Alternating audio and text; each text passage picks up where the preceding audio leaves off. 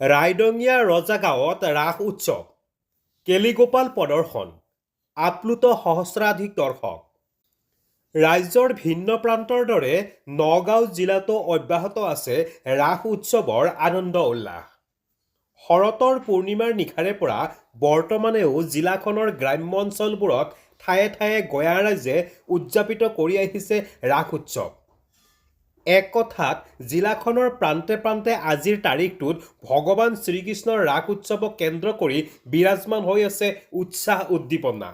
তদ্ৰূপ জিলাখনৰ হাতীচুং মৌজাৰ অন্তৰ্গত ৰাইডঙীয়াতো ম্লান পৰা নাই ৰাস উৎসৱৰ উৎসাহ উদ্দীপনা। কিয়নো বুধবাৰে ৰাইডঙীয়াৰ ৰজাগাঁৱৰ উদযাপিত ৰাস উৎসৱত দেখা গ'ল তেনে এক উৎসৱমুখৰ পৰিৱেশ।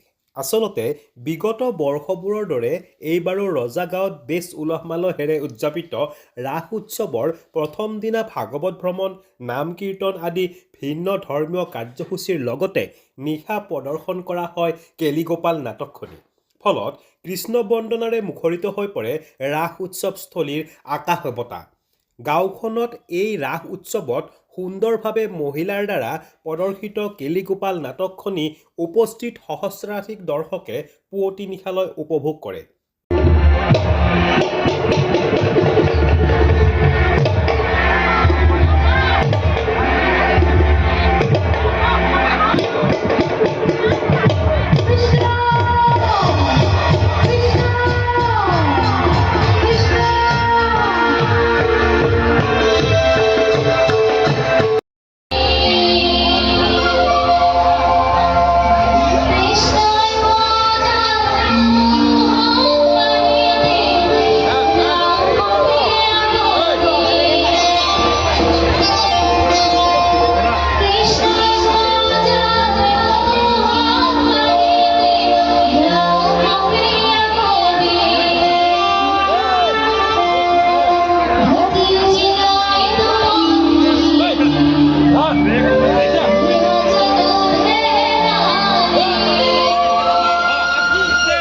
নগাঁৱৰ পৰা জয়ন্ত মুদৈৰ প্ৰতিবেদন ইত্যাদি A to Z।